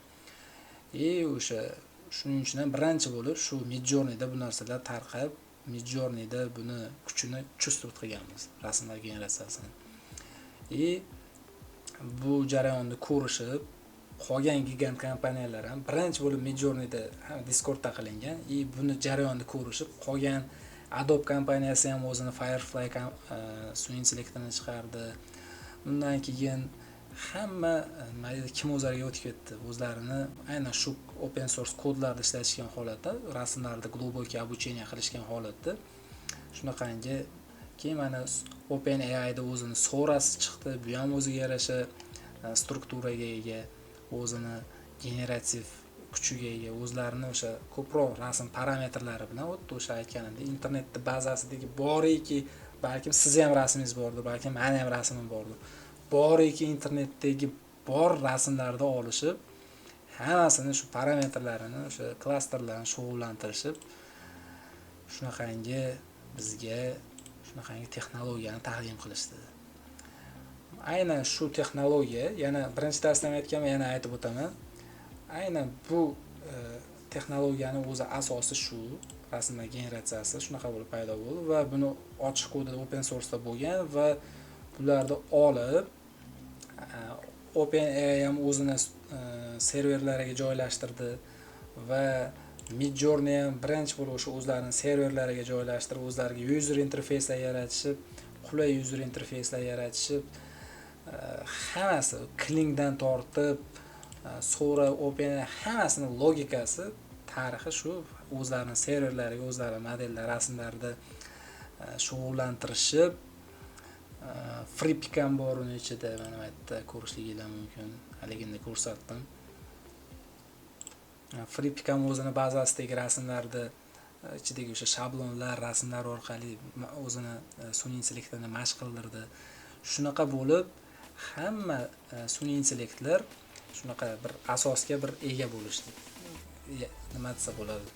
Shunaqangi serverlar paydo bo'ldi. bularning strukturasi shunaqa. Shunaqangi serverlar paydo bo'ldi. Bu server bilan portativ versiyani farqi hammasi bir xil kod, bir xil logika, mantiq.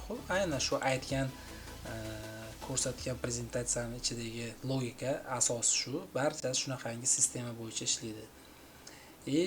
Bu yerdagi aynan portativ versiyalarda ichidagi ko'rib turibsizlar, portativni versiyalarda ichidagi instrumentlarda o'ziga xosligi bor. O'ziga yarasha gibki, o'ziga yarasha web servislarda mavjud bo'lmagan o'zini instrumentlari bor. Ichkarida o'ziga yarasha o'sha texnologiyalarda ishlatgan holatda har xil stil modellarda qo'shgan holatda aralashtirib qanaqadir rezultatlar olsanglar bo'ladi. Bu portativni versiyadagi rasmlar, generatsiyalar, misol o'zingiz rasmlaringizni ham tashlashligingiz mumkin. Bu portativni kompyuteringizni video kartasida generatsiya bo'layotganligi uchun qanaqadir sizni ma'lumotlaringiz tashqariga chiqib ketmaydi. Bu portativni o'zingiz kompyuteringizda bemalol xotirjam bu narsalarni generatsiya qilishligingiz mumkin. Shunaqa holat. Serverlardagi generatsiyalar bo'lsa, portativni versiyalardan farqi shundaki, farqi o'sha bularda kattaroq server bor. Misol tariqasida birinchi darsda ham ko'rsatdim, kattaroq server. Bizda misol 4070 Ti kompyuterimizda 4090, 5080 video kartalar bo'ladigan bo'lsa, ularda super kompyuterlarda xuddi shunaqangi bizdagi kuchli video kartalarda ko'p video kart nima deydi, juda ham ko'p katta server super kompyuterlarda ko'proq modellar bilan shug'ullantirilgan. O'shaning uchun ham natijalar ham bo'liq, kreativroq, bo'liq, kuchliroq chiqadi. Xohlagan teglaringiz bossangiz, aynan o'sha klaster shumlar ko'proq variatsiya qila oladi. Imkoniyati kengayadi. Shu ma'noda serverlarda kuchi ham qaysidir ma'noda ko'proq. Shu taraflama kuchli, lekin batda sizning ma'lumotlaringiz ikkinchi shaxslarga, uchinchi shaxslarga o'tib ketib qoladi. Chunki siz qilayotgan generatsiyalaringizni aynan mana shu odamlar qilgan generatsiya ham yana qaytadan o'zlarining modellarida yana shug'ullantiriladi. Shunaqa keyin o'zingizni shaxsiy narsalaringizni saqlab qolishlik maqsad bo'lsa, bolее nima deydi, sun'iy intellektlarda logikasi asosida bolее nima desa bo'ladi, bolее gibkiroq, bolее ichkaridagi arxitekturasi bilan, tushunchalar bilan bu narsalarni generatsiya qilmoqchi bo'lsanglar, portativni versiyalarda generatsiya qilishliklarini tavsiya qilaman. Misol tariqasida hozir buni o'chiraman, Focus User interface'ini. Sizlarga Focus User interface'dan tashqari bolее professionallar uchun bundan keyin buni o'rganamiz degan edim. Hozir buni ham qanaqangi imkoniyatlari borligini ko'rasizlar. Buni men o'zi ustanovka qilib, nima deydi, ishlatyapman. Sizlarga darslik davomida buni o'chirib tashlab, boshqatdan ustanovka qilib, modellarni qayerga yuklash kerak, qanaqa struktura, buni ichidagi logikasi qanaqa, bu user interface'ni, config va user interface'ni bularni ham alohida tushuntiraman. Hozir prosta buni imkoniyatlarini, darajalarini bir Focus User interface'nikidan qanaqa farqi borligini ko'rasizlar. Bu более gibki, более strukturированный, ichidagi har bitta jarayonni nima desa bo'ladi, bemalol ko'rib, bemalol ichidagi har bitta kodeklarda LoRa modellar degan narsalar bor. Aynan o'zingizni rasmlaringizni trenirovka qildirgan mashina обучение, xuddi hozir aytib o'tganimdek, bu yerda o'sha klasterlarda tushuntirdim-ku, o'sha rasmlaringiz aynan o'zingizni qiyofangizdagi rasmlarda chap tarafdan, o'ng tarafdan har xil rasmlaringizni o'zingizni har tushgan rasmlaringizni unga yuklab turib, aynan LoRa modellarida shug'ullantirib, o'zingizni rasmlaringizni ham generatsiya qilsangiz bo'ladi tekin ravishda. Mana hozir bu ishga tushyapti. Mana Open Web User Interface knopkasi paydo bo'lib qolsa, o'zi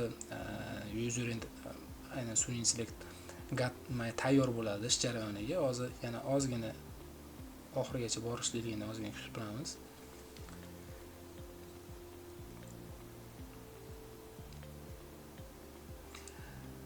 Sizlarga o'sha boshidan beri to'g'ridan to'g'ri shu narsani tushuntirib o'tib ketsam bo'lardi, lekin aynan shu arxitekturasini tushunmasanglar, logikasini tushunmasanglar, baribir qanaqangidir hayollaringda savollar paydo bo'lib qoladi. Aynan o'sha animatsiyani o'rnini bosadimi, kompyuter grafikasini taytugi bilan yo'q qilib yuboradi degan tushunchaga kelib qolishligingiz mumkin. Shuning uchun shuni strukturasi bilan ezmachoyga o'xshab bir boshdan harakat qilyapmanki, shu narsani tushuntirishligiga. Bitta narsani bilinglar, kimki faqatgina web servis bilan kirib, mana shu web sahifadagi sun'iy intellektlarni generatsiya qilishlik orqali generatsiya qilishda o'rgangan bo'lsa, faqat tag yozib natija olishlikda o'rgangan bo'lsa, u to'laqonli prompt injener emas. Shu narsani bilib olinglar, o'zinglar uchun saqlangan qilib olinglar. Bu narsani, bu yuzaki narsa, bu user interface'lar обычный odamlar kirib, обычный смертный odam kirib, обычный пользователь, обычный oddiy odam kirib, oddiy hech narsadan, kompyuter grafikasidan ham, boshqasidan ham xabari bo'lmagan odam kirib, generatsiya qilib, rasm generatsiya qilib chiqib ketadigan platforma yaratishgan. Oddiy, qulay, foydalanuvchiga qulay.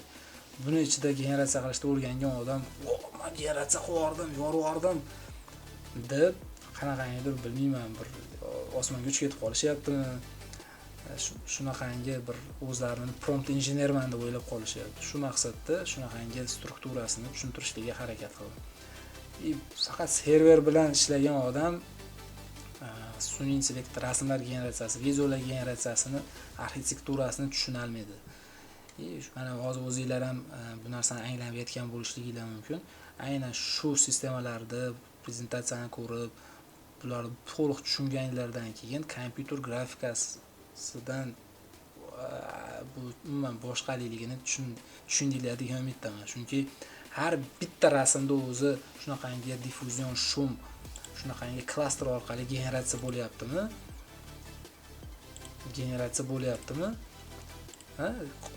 Video generatsiyasi ham aynan klink kabi mana shunaqangi rasmlar generatsiyasi ham xuddi shunaqangi logika asosida generatsiya bo'ladi.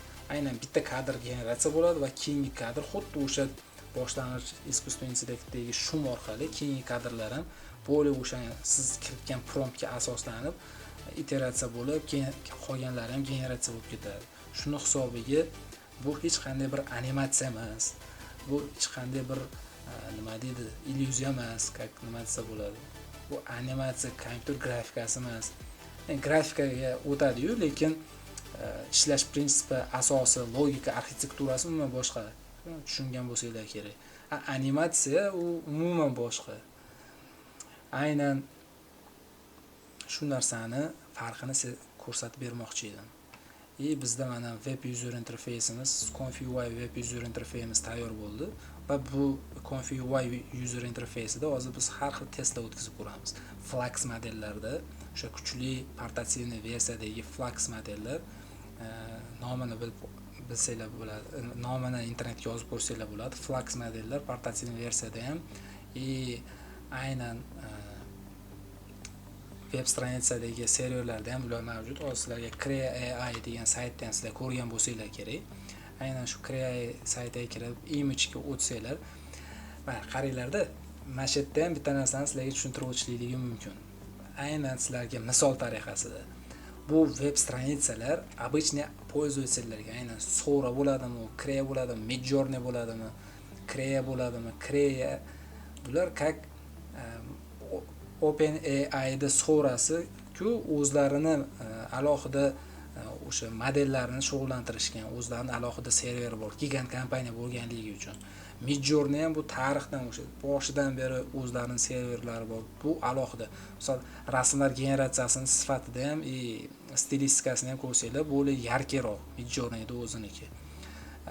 Sora'niki bo'lsa, qanaqangidir sarg'ish sifat, qanaqangidir bir chuchut oттенок, sariq oттенок bor bularda. Shuni ustidan ham o'zi sразу bilsanglar bo'ladi surada generatsiya bo'lganligini. Crea AI ga o'tadigan bo'lsanglar, aynan shu bu Crea ga o'xshagan saytlar o'zini Crea AI da o'zini modeli ham bor. Shunaqangi mashq qilingan parametrlar bilan mashq qilingan modellari bor. Undan tashqari mana bu yoqqa o'tsanglar, bular как olib sotarga o'xshaydi. Olmani yo'qdan olib, siz magazinchisiz, sizga Pepsi olib kelib beradi, siz olib turib ustiga qo'yib turib sotasiz-ku, xuddi shunaqangi server Crea AI'lar. O'zini modellari ham bor. Ularning ichida mana ko'rishliginglar mumkin. Ideogram, Flux qanday, Runway, mana Imagine, ChatGPT ni modellarini ham mana qo'shib qo'yishgan. Mana shuni bosadigan bo'lsanglar, mana platniy bu kanalda. O'zini Flux modeli tekin, chunki o'zi Flux modellar ochiq dostupda, ochiq kodda hisoblanadi. Boshqatdan kiramiz hozir. Sizlarga Stable Diffusion'da o'sha ConfUI user interface'ini ichidagi platformada Flux modeli, aynan o'sha Crea AI modelining ichidagi mana Flux ko'p ko'rgan bo'lsanglar, Flux Pro Ultra shunaqangi modellarni bu qaranglar web stranitsada pulga sizlarga taqdim qilishyapti bu narsa. Pul nima desa bo'ladi? Podpiska to'laysizlar serverdan ishlatayotganligingiz uchun. Crea bo'ladimi, Sora bo'ladimi, Midjourney bo'ladimi? Bular o'sha o'zlarining serverda bo'lganligi uchun o'zlarining stilistikasi, o'zlarining shunaqangi bir otseniklari bor. Shunaqangi sizlarga jarayonda qilib berishganligi uchun shunaqangi sizlar ularga podpiska pul to'laysizlar. Portativniy versiyada qanaqa? Aynan xuddi shunaqangi Flux modellarni portativniy kuchli Flux modellarni portativniy ravishda ishlatsanglar bo'ladi. Buning uchun o'sha packagedan Stable Matrix platformasidan ConfUI user interface'ini ustanovka qilamiz va uni ishga tushirdik va ichidan Open Web user interface'ni bosadigan bo'lsak, batda misol sizlar ochganinglarda bunaqa bo'lmaydi. Bu рабочий proses, mana рабочий prosesim rasmlar generatsiya qilishlik bo'yicha. Shunaqangi mana qaranglar qanaqa jarayon. Kodeklar bor, LoRa bor, klip bor. Bu nima bular deyotgan bo'lishligidan mumkin-da. Sizlar mana serverga kirib rasmlarni generatsiya qilishlik orqali aynan bir mana shu rasmlarni generatsiya qilib kirib, baytga o'zingizlarni promptlarni yozish orqali bitta enterda bosib yuborsanglar, tekst yozib turib. Fonda qanaqa jarayonlar ketayotganligini вообще tushunmaysizlar. Bu narsani tushunishlik uchun portativniy versiyalarni ustanovka qilib, LoRa nima, kodek nima, klip nima, VAE nima, shunaqangi sistemalarni, ichki sistemalarini tushunsalargina umumiy sun'iy intellekt generativ rasmlar, generativ videolarni arxitekturasini to'laqonli tushunib, prompt injenerga aylanasizlar. Ungacha tushunishligingiz qiyin. Mana do'stlar, aynan o'sha ko'rib turganingizdek, Flux modelni o'sha eng topovoy ko'p parametrlar bilan shug'ullantirilgan Flux model. Aynan shu Flux modelda hozir test o'tkazib ko'ramiz. Bu yerga o'sha batda bor o'sha pozitiv prompt bor, xuddi o'sha web stranitsalardagi kabi, batda bo'lay gibki ko'rib turganlardek ish jarayonini. Batda ham o'sha pozitiv prompt bor, o'sha biz kiritadigan, biz so'rov beradigan, bizga kerakli rasmni generatsiya qilishlik uchun prompt kiritadigan joy va bu yerda negativ prompt. Biz rasmimizda nima bo'lmasligi kerak? Bironta kuchli bo'lmasligi kerakmi? Ayol kishi bo'lmasligi kerakmi? Yoki birorta obyekt kerak emasmi? O'sha negativ prompt chatga yozasizlar. Shu yozishligingiz bilan o'sha siz rasmingizda hosil bo'ladigan rasmlar generatsiyasida o'sha natijada siz yozgan narsalar paydo bo'lmaydi negativ prompt orqali. Hozir biz negativ prompt yozmaymiz.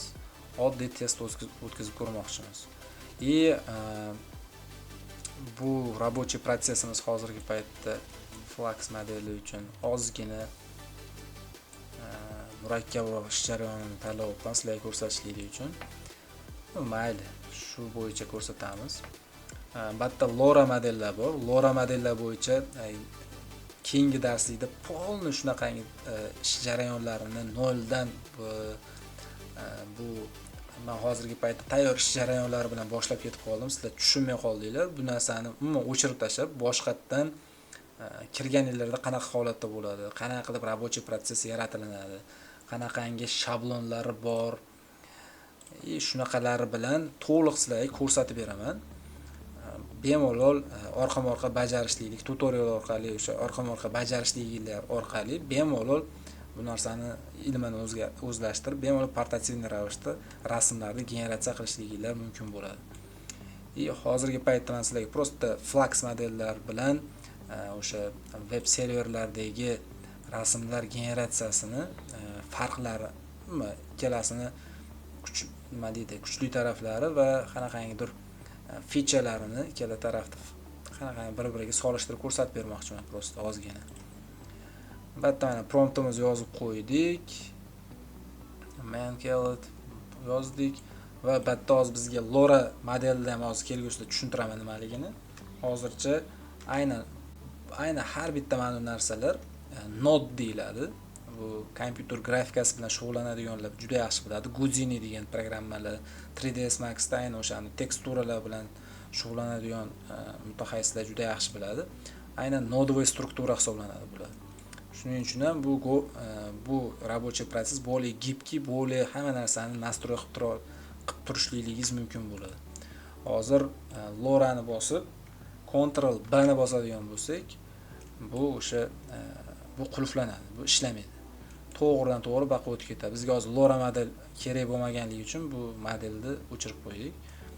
Protsess dальнейшем to'g'ridan to'g'ri LoRa konteyneridan o'tmasdan to'g'ri tekstovoy encoderga o'tib ketib qoladi. Shuni jarayon qilmoqchimiz. Hozir mana basic promptimizni kerakli bizga promptimizni yozib oldik. Mana tarjimasini ko'rishingiz mumkin. Muzeyda erkak muzeyda yuribdi, shunaqa ma'noda yozilgan. Bizga Flux model, aynan bu Flux model haqida ham ozgina tushuncha berib o'tib, bunaqa Fluxda ham har xil modellari bor, yengil turi bor, og'iri bor, eng kuchlilari bor. Hozir biz Flux 1da Flux 1 modelini eng yuqori kuchli modelini ishlatyapmiz. Buni bilishligingiz uchun qolgan modellar o'tgan darsda ko'rsatdim. 2 GB, 3 GB parametrlar bilan shug'ullantirilgan modellar aynan o'sha Civit AI saytida joylashgan. Uni ham hozir mana bu yerda bor, Civit AI'miz ham.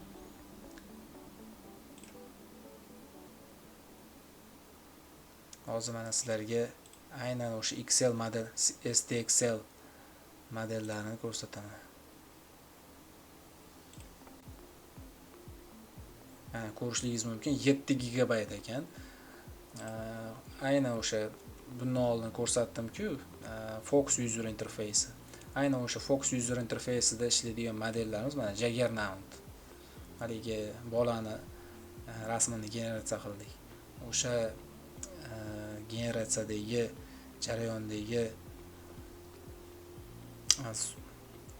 modellarimiz mana 6 GB, 7 GB, 3 GB, 4 GB bo'ladi. STXL modellarimiz. Aynan shu modellar asnosida STXL alohida. STXL modellari boshqa. Bu yerda mana bu SD degan nima deb tushunmayotgan bo'lsangiz, Stable Diffusion degan. Aynan o'sha biz haldan beri bu narsani sizlarga o'rgatib kelyapman. Bu SDXL degani bo'lsa, to'laqonli tushunishliklar uchun Stable Diffusion XL. O'sha bular ma'nolar ham bir boshdan mana ko'rishligingiz mumkin. SDXL 1.4, 1.5 bular eski modellar hisoblanadi. SDXL, SDXL 3.5lar hammasi bo'lib Lighting ham yangi modellardan hisoblanadi va Flux modellar bular umuman boshqa yangi modellar. Bu Flux modellar umuman yangi avlod modellar hisoblanadi. Bular kattaroq. Bular mana 7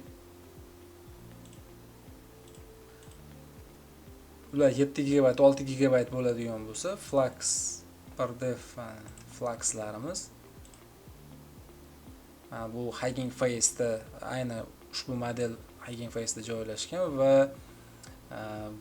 Flux mana ko'rib turganlaringlardek mana aynan shu model FluxDev Hugging Face'da mana 23.8 GB, почти 24 GB ga yaqin modelni parametrlari. 24 GB parametrda o'ta kuchli ko'p billionmi, trillionmi, shunaqangi bir parametrlar bilan shug'ullantirilgan. Buni keyingi darslarda umumiy shularni ham tahlil qilib ko'rsatib beraman. Hozir aynan shu modelni asosida rasm generatsiya qilamiz.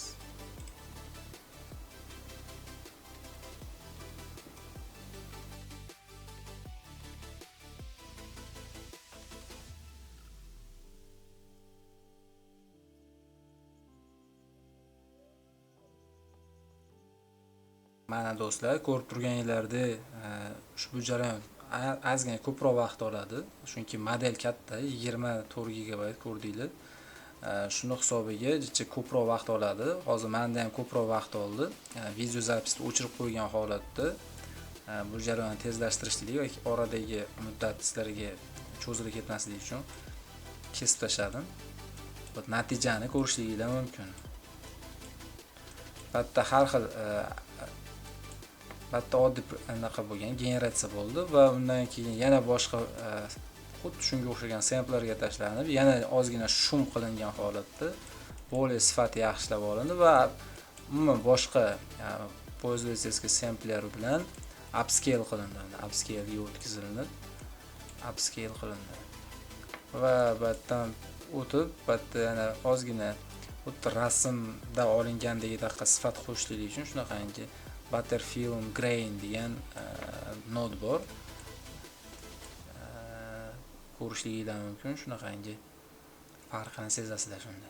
Bu o'sha oxirdagi grain qo'shilmagan paytdagi bu ozgina grain qo'shilgan. E'tibor bersanglar, ozgina xuddi telefonda rasm yozganinglarda shum bo'ladi, ozgina shunaqangi shum qo'shilgan. Shuni hisobidan более realistichность qo'shiladi.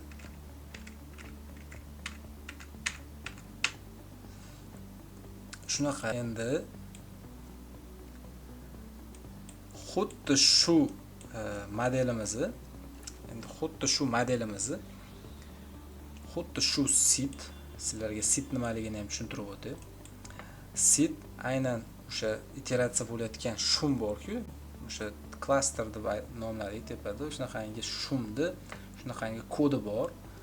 Aynan o'sha shum orqali shu kodek, shu rasm paydo bo'ldi sampler orqali. Va bu hozir aynan mana shunday shum o'sha parametrlar ichida randomizer sistemasida turibdi. Bu o'sha har bitta запустить tugmani bosgan paytimda generatsiya boshlanganda har xil iteratsiya, har xil generatsiya chiqasa, randomizerda tursa agar. Bu randomize emas, bu narsani fixed qilib qo'ysak, aynan shu sit orqali rasm generatsiya bo'ladi. Xuddi shu kodek hozir saqlanib qoladi. Buni запустить qilsa, xuddi shu rasm yana qaytadan generatsiya bo'ladi.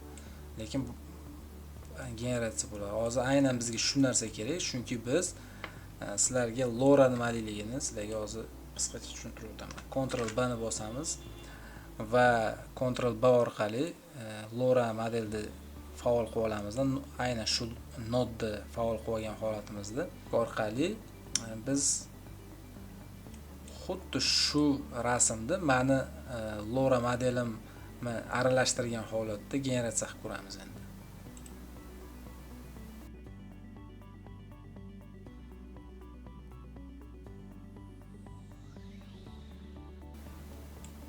Mana do'stlar, ko'rib turganinglardek, o'zimni LoRa modelim bilan aynan o'zimni rasmlarim orqali mashq qilingan LoRa modelim orqali aynan o'sha sit orqali fixed qilgan holatda rasm generatsiya qildik. Mana buni oxirigacha olib borgizdirman, shu ikkalasini solishtirishlik uchun ko'rib turishliginglar mumkin. Batda o'sha mani yuz tuzilishimi, parametrlari va o'sha yon tarafdan va sochlarim turmagi va qoshlarim, yuzimni parametrlari o'sha LoRa'da mashq qilingan. Aynan shu meni yuzim orqali generatsiya qilib beryapti. Meni tana tuzilishim, yuzim, boshqalar orqali o'sha meni rasmimni generatsiya qilyapti. Aynan shu holat. Bunisi o'sha LoRa'si generatsiya qilgan holatim, bu LoRa orqali generatsiya qilinganligi. LoRa degani aynan o'sha qaysidir bir stilistika yoki qaysidir bir personaj yoki qaysidir bir obyektni mashq qilgan holatda o'sha LoRa modeli orqali o'zingizni tagini qo'yib turib o'sha narsani yoki kiritilgan tagni qo'yib turib generatsiya qilsak bo'ladi. Mana do'stlar, ko'rib turganinglardek bu proseslar sizlarga yozaman qanaqangi рабочий protsesni o'ta murakkab Flux modellarga o'ta professionalniy tarafiga o'tib ketib qoldim. Hozir deb o'ylab qarasam, bu holat bilan bunaqangi sistema bilan sizlarga hozir misol tariqasida Fluxlarni qanaqa qilib generatsiya qilishlikni ko'rdinglar, lekin batda asosiy prinsiplarni qulay soddaroq qilib tushuntirganim yaxshiroq ekan. Shuning uchun buni Flux Config.ui user interfeysidan hozircha chiqib turamiz. Chiqib Focus user interfeysiga kiramiz mana. Bundan chiqamiz va buni launchni bosamiz. Avtomatik brauzerimiz ochiqligini hisobiga brauzerga kirib ketdi. Endi sizlarga o'sha prompt engineeringni ma'nosini o'sha hozir polniy arxitekturasini tushuntirib bir boshdan olib keldim. Endi mana darslikni shatdan mana boshlasak bo'ladi. Qanday etsak, sizlarga yozayotgan joyim ko'rinmay qolmasin deb o'zimcha chetroqqa olib qo'ydim. Shunaqa holat. Endi batda biz aynan o'sha klasterlar qanaqa ishlashligini vizual sizlar tushunib oldinglar, mantig'ini, logikasini. Endi batda o'shani vizual tarzda o'zimiz generatsiya qilishlikni, ustanovka qilishni o'rgandik. Qanday qilib qilish, birinchi darsda o'tib ko'rsanglar, qanday qilib ustanovka qilinadi, qayerdan olinadi, nima qilinadi, ularni tushuntirganman. Bemalol ustanovka qilib olgandan keyin batga qaytib kelib, shu joydan davom etib ketsanglar, bo'li nima deyilayotgan mavzuni tushunasizlar to'liqroq. O'zi ikkita dars, hozir bu ikkinchi qism, ikkita darsda o'ta nima deydi? Ikkala darsda o'zi ham почти introduction bo'lib ketdi. Polniy sun'iy intellekt rasmlar generatsiyasini, arxitekturasini chuqurroq tushuntirib berishlikka harakat qildim. Endi mana bundan buyog'iga Focus user interfeysi va Config.ui user interfeysida o'zimiz kompyuterimiz video kartasida portativniy rasmlarni generatsiya qilishlikni strukturaviy o'rganishni boshlaymiz. Chunki sizlarga endi gapirsam terminlarini nima deyapman to'laqonli tushunasizlar. Mana man degani bu taglarda aytib o'tdim, ingliz tilida yoziladi. Man deb yozadigan bo'lsak va generate tugmasini bosadigan bo'lsak, aynan o'sha biz aytgan terminologiya bo'yicha bu yerda o'sha boshlang'ich klaster, erkakka moslangan boshlang'ich klaster boshlanadi va rasmlar generatsiya bo'lishligini boshlaydi. Mana ko'rib turibsizlar. Bizni tagimiz orqali, bizni promptimiz orqali erkak rasmi tizilishni boshladi. Sifatli rasm. Bitta narsani eslatib o'taman. Focus user interfeysidagi rasmlar generatsiyasi STXL modellar bilan generatsiya bo'ladi. Bemalol batdan ko'rishligingiz mumkin. Hammasi mana Juggernaut Excel o'tamiz. Mana biz sun'iy intellektga erkak deb yozdik va u o'sha o'zini parametrlaridan qanaqangidir randomniy bitta erkakni tizib berdi. Endi biz buni detalni o'sha klasterlar qanaqa ishlashligini, o'sha parametrlar qanaqa ishlashligini hozir ko'rasizlar. Endi bizga detallar kerak bu erkakda. Buning uchun bizga agar ingliz tilini bilmaydigan bo'lsanglar, o'sha переводчик, Google переводчик yoki Yandex переводчик farqi yo'q. Переводчик yoki ChatGPT bo'ladimi, birorta o'sha переводчик kerak bo'ladi. Bunga o'zbekskiy, ruskiy parametrga o'tkazib olasizlar-da, batga yozasizlar. Xo'sh, erkak deymizda nima desak bo'ladi? Qanaqa formadaligini aytaylik endi. Qizil ko'ylakda. Mana ko'rib turibsizlar. Ruskiy biz inglizga qolamiz. Chunki inglizga yodimdan ko'tarib rusga qo'yibman. Man in red shirt deyapman mana. Erkak qizil ko'ylakda degan prompt yozyapmiz mana bu yoqqa. Endi biz sun'iy intellektga buyruq berdik. Aynan qizil ko'ylakda bo'lishligini buyruq berdik.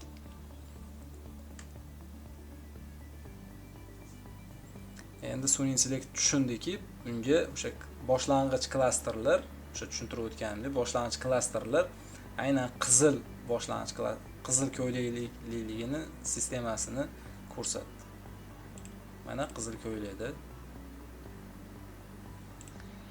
generatsiya bo'lyapti.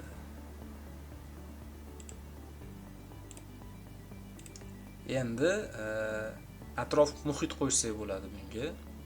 Qayerda joylashgan yoki soqolmi, soch turmaginimi o'zgartirsak bo'ladi. Bo'yni o'sha birorta tekst kiritishligimiz orqali, hozir soch turmagi ham yaxshi, qizil ko'ylakda bog'da deymiz endi.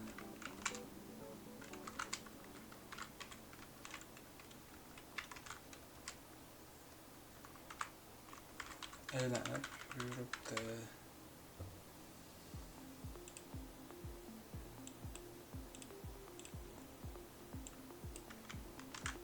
Biz endi atrof muhit qo'shyapmiz. Erkakligini aytdik, qizil ko'ylakdaligini aytdik. Endi muhit, qayerda muhitdaligini ham aytyapmiz mana. Har bitta narsasini detallarini aytganimiz sari o'sha boshlang'ich va shum orqali, klasterlar orqali o'sha boshlang'ich shum nimani tizib berishligini ko'payib klasterlar oxirgi jarayonga yetib keladi. Iteratsiyalardan o'tib qizil ko'ylak deganligimizga bitta ko'ylakda deymi, nimada deymi? Sado krasnoy plатье. Qizil futbolkada deylik, ko'ylakda deganimizga boshqacha tarjima qilib. Ingliz tilida fe'llar boshqacha-ku.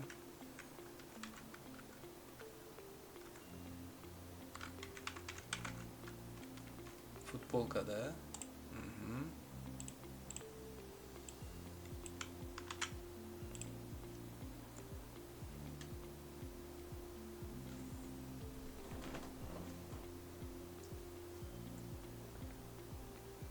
Ko'rib turibsizlar. Biz aytgan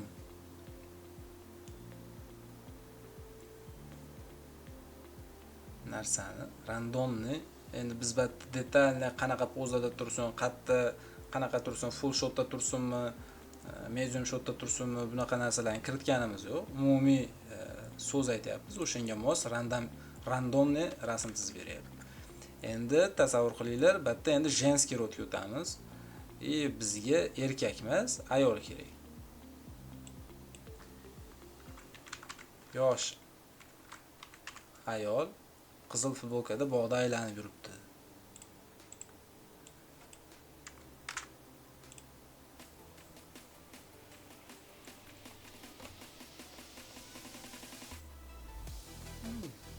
Ko'rib turibsizlar, ko'zingizlar oldida klasterlar o'sha shum, diffuzion shum paydo bo'lib, kerakli rasm generatsiya bo'lyapti.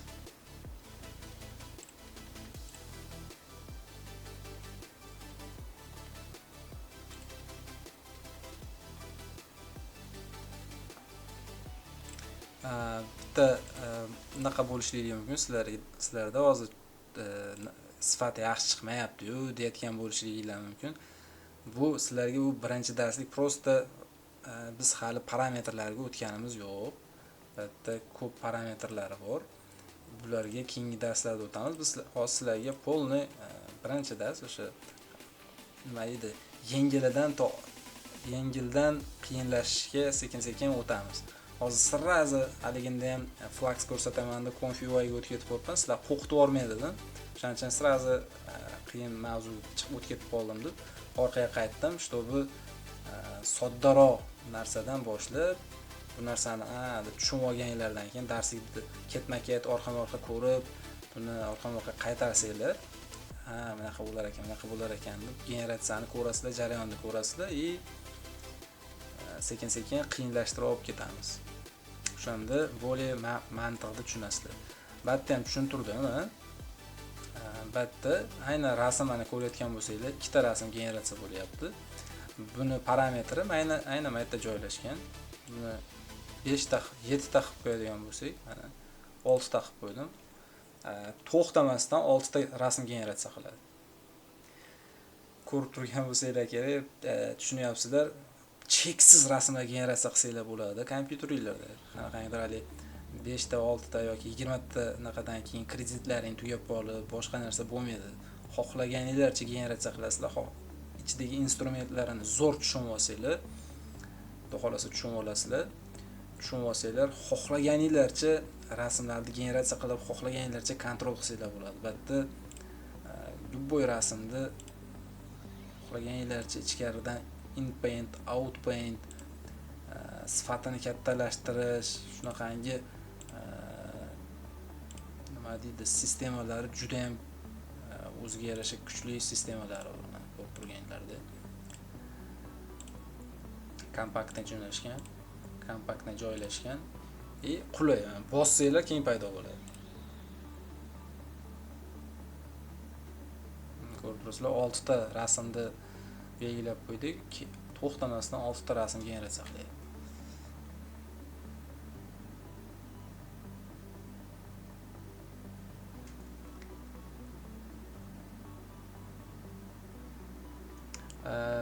Flux modellarda ConfUI'da ko'rsatdim.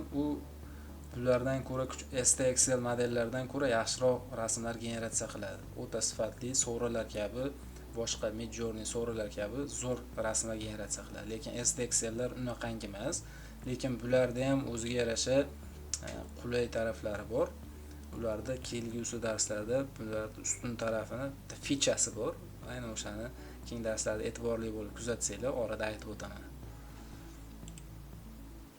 Ko'rib turibsizlar, 6 ta rasm.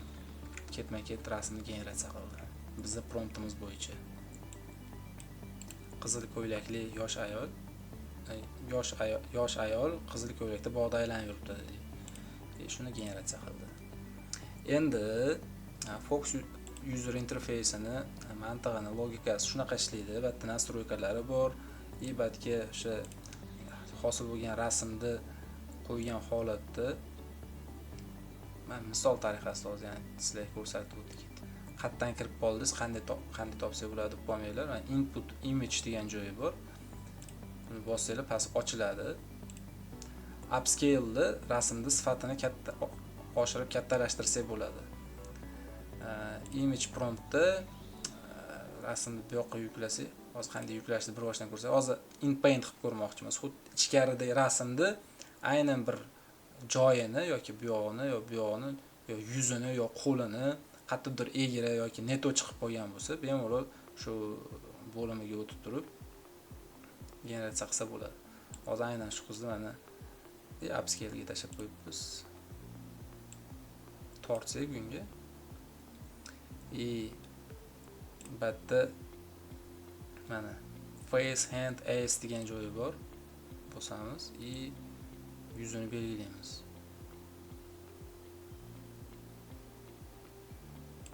Batda kistni qalin yoki kalta qilsa bo'ladi yoki o'chirib yuborsa bo'ladi yoki qaytarsa bo'ladi. Shunaqangi narsa. Boshqatdan yuzini generatsiya qilamiz hozir. Turib bu yoqdan bitta qilib qo'yaylik. Buni generatsiya qilamiz.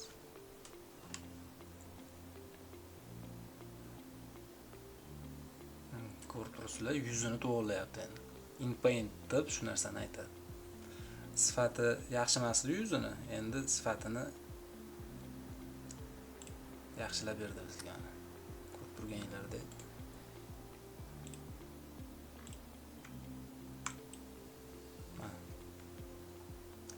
yuzi qiyshiq edi. Uni o'sha yerdan generatsiya qildi endi.